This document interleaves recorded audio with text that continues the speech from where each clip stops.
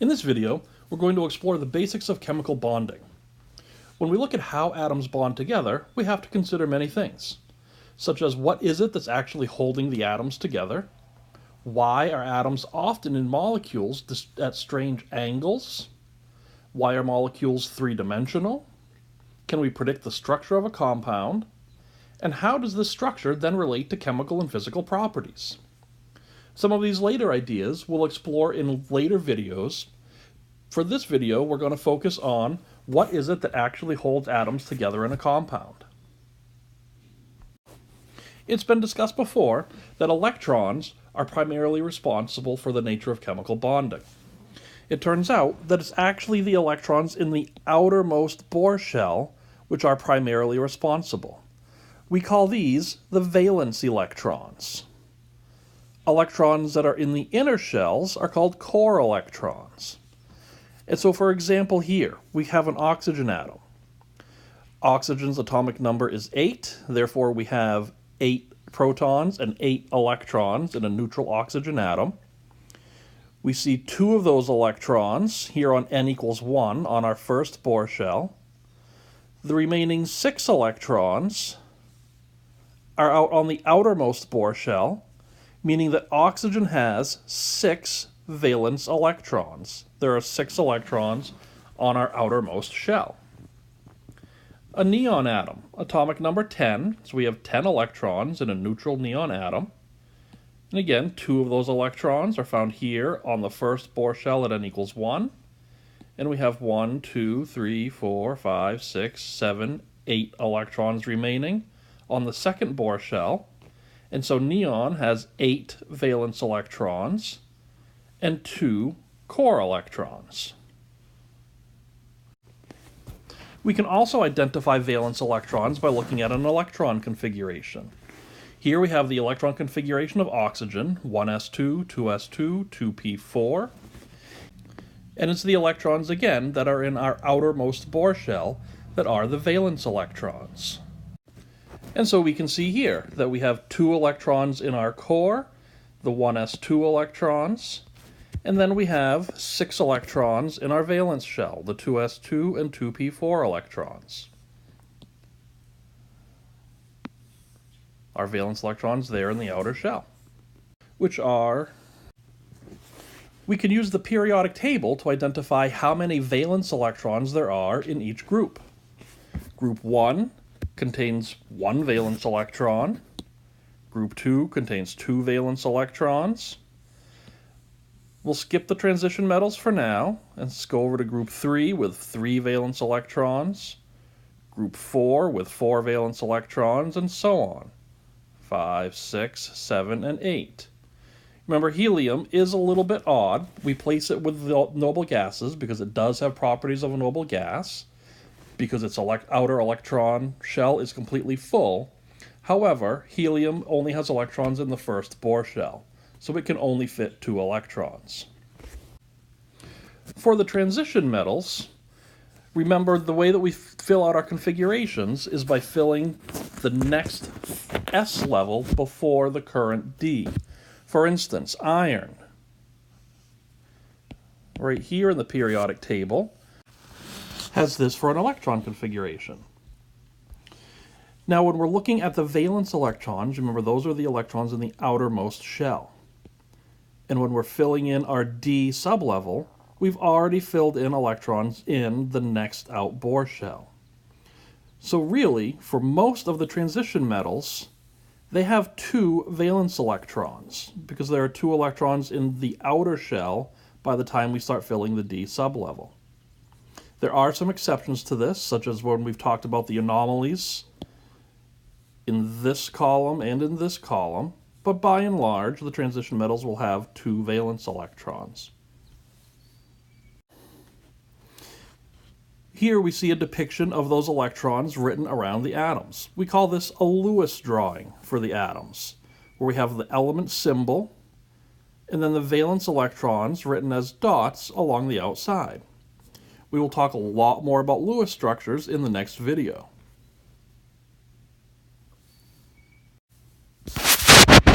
When we're looking at bonding and how atoms are going to come together, there are three primary types that we're going to look at.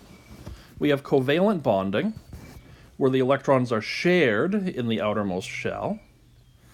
Ionic bonding, where electrons are transferred from the outermost shell. And then metallic bonding, which we'll just introduce here, but we won't talk about it much at this point. In metallic bonding, all of the electrons are pretty much equally shared amongst all of the nuclei of the sample. Looking closer at ionic bonding, which is something we've already talked about in the course, again, what we see is that the electrons are actually transferred from one atom to another. Here we have a neutral atom of sodium and a neutral atom of chlorine. We can see that sodium has 1 valence electron and chlorine has 7. Ideally, all atoms would like to have the configuration of a neutral gas. Sodium can do that by losing its 1 valence electron, and chlorine can do that by gaining another valence electron. And so we can visualize the atomic bonding in this situation as sodium transferring its electron to chlorine, and in doing so, sodium has lost an electron, so it becomes a positively charged cation. Chlorine has now gained an electron, becoming a negatively charged anion. And the positive and negative attraction will cause the two to come together and form an ionic bond. Note, as we have discussed previously, this is occurring with a metal and a nonmetal, which is very typical of ionic bonding. In covalent bonding, as opposed to transferring electrons from one atom to another, the atoms in the valence shell are actually shared in order for each atom to achieve its noble gas configuration. Typically, when we're looking at covalent bonding, we're looking at the interaction between two different nonmetals. And so both atoms will come from the upper right-hand side of the periodic table. Remember that typically, if we see a metal in the compound, that's a likely sign that it's actually an ionic bond. Covalent bonds will be formed between two nonmetals. In order to really understand the difference between ionic and covalent bonding, we have to introduce a concept known as electronegativity. Electronegativity is the tendency of the electrons in a bond to be attracted to one element or another. The electronegativity increases as we move left to right in the periodic table, and it also increases as we move up. And so fluorine is the most electronegative atom in the periodic table. You can see in this table that every atom does have a measurable electronegativity. We will use this to further clarify what it truly means to be an ionic or a covalent bond. So far, we've talked about ionic and covalent bonding as if one or the other is what exists. The reality is that covalent and ionic bonding are found on a spectrum, and we look at the difference in electronegativity between the atoms to determine if we are mostly ionic or mostly covalent. For instance, if that difference in electronegativity is 0.4 or less, then we say that that is a nonpolar covalent bond, and the electrons are shared equally in that bond between the two atoms. In other words, let's say, for example, that we have a carbon-carbon bond. There are two electrons that make up that bond, and since the electronegativities are equal, those two electrons spend their time equally around each carbon atom. There's no difference in where the electrons are most likely to be found. They might be found around this carbon atom, or they might be found around this carbon atom at any given time. However, if we have an electronegativity difference somewhere between 0.4 and 2, we call that a polar covalent bond. In that case, the electrons are not shared equally between the two atoms. For example, if we have a carbon-oxygen bond, oxygen is much more electronegative than carbon is. And so the two electrons in that bond are more likely to be found around the oxygen atom. that makes the oxygen atom what we call partially negative. Since the electrons spend more time near oxygen, oxygen develops what we call a partial negative character. It's kind of, sort of, a little bit negative, but it's not fully negative like it would be if it was forming an ion. The electrons just tend to spend their time a little bit more towards oxygen.